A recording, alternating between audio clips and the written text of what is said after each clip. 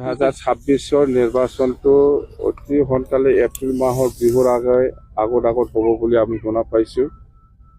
তো ইয়াৰ প্ৰিপাৰেশ্যনটো আমাৰ full fledged হৈ আছে আৰু আমি BPF হিচাপে বা AGP হিচাপে বা BJP হিচাপে বা যিমান NDA পাৰ্টনাৰ আছে কোন দলে কিমান চিট ল'ব সেইটো আজিলৈকে আমাৰ মাজত ফাইনেল হোৱা নাই। মুঠতে আমি বেছি খুজিম, যেনিবা 100টা খোজাত হয়তো 50টাও হ'ব পাৰে বা 80টাও হ'ব পাৰে, এনেকুৱা মুঠতে খোজাত কম হ'ব নালাগে, বেছিকৈ আমি খুজিম, নিশ্চয় এৰা ধৰা হ'ব ইয়াৰ ভিতৰত। মুঠতে NDA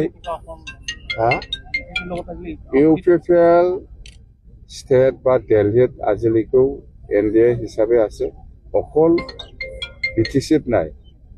এইবাৰো এছেম্বলি ইলেকশ্যনত যদি BJPয়ে দিল্লী বা ষ্টেটত যিহেতু আজিৰ দিনলৈকে NDA হিচাপে আছে, ইয়াত যদি লয় আমাক ক'ব লগা একো নাই, কিন্তু BTCত ভাগ নাই।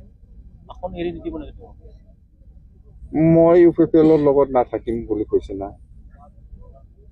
BTC ক্ষেত্ৰত কোনো UPPLৰ লগত মিলা মিছা কৰাৰ কোনো প্ৰশ্ন অহা নাই BTC ক্ষেত্ৰত।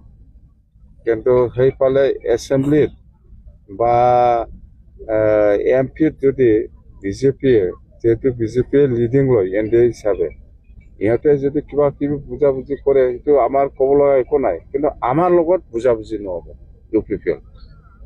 চিধা কথা। 17 তাৰিখত প্ৰাইম মিনিষ্টাৰ ডাঙৰীয়া আহি আছে আৰু এই 17 তাৰিখত তাতে গুৱাহাটীত আমাৰ 10,000 বাগৰুম্বা নৃত্য কি কয় এইটো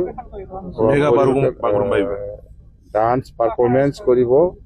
এইটো খুব ভাল খবৰ আমাৰ কাৰণে হয়। অসমৰ বিভিন্ন জাতি জনগোষ্ঠীৰ যিটো কালচাৰ সেইটো আপগ্ৰেড কৰাৰ যিটো চেষ্টা, সেইটো ৱৰ্ল্ডত দেখাবৰ কাৰণে যিটো চেষ্টা আমাৰ চিফ মিনিষ্টাৰ ডাঙৰীয়া, সেইটো খুব ভাল ইনিচিয়েটিভ। নিশ্চয় বড়ো হোৱাৰ পিছত হয়তো গাৰো, হয়তো ৰাভা বা হয়তো ৰাজবংশী, এনেকুৱা হয়তো পৰ্যায়ক্ৰমে যাব। যেনিবা আগত বিহু দেখাইছে, ইয়াৰ পিছত আদিবাসীসকলক দেখাইছে, এইবাৰ বড়োসকলক দেখাইছে, নেক্সটত হয়তো কোচ ৰাজবংশী বা ৰাভা বা গাৰো বা বিভিন্ন জাতি বা গোৰ্খা, এনেকুৱা সকলো জাতি জনগোষ্ঠীৰ কাৰণে চিএম ডাঙৰীয়াই ভাল চিন্তা কৰিছে। এই কালচাৰৰ ক্ষেত্ৰত বা কালচাৰটো আগবঢ়াই লৈ যোৱাৰ ক্ষেত্ৰত এইটো ভাল ইনিচিয়েটিভ। NDA হিচাপে আমি আজিৰ পৰাই কৰি আছে, এইটো ক'ব লগাই নাই। মাহৰ কালি 3 মাহ 4 মাহৰ বাকী আছে, এইটো চৰকাৰ অলৰেডি কণ্টিনিউ NDA। मतलब सर 15 में 15 सीट खेलेंगे BTR से ज्यादा खेलेंगे हम लोग। नहीं, BTR का टोटल सीट 15 है, उसमें BTC में 15 सीट है। ऑल आसाम हमारा NDA हिसाब में 126 है। 126 में BPF कितना खेलेगा, BJP कितना खेलेगा और AGP कितना खेलेगा, वो हम लोग बात कर रहे हैं बस। वो 15 का बात नहीं है।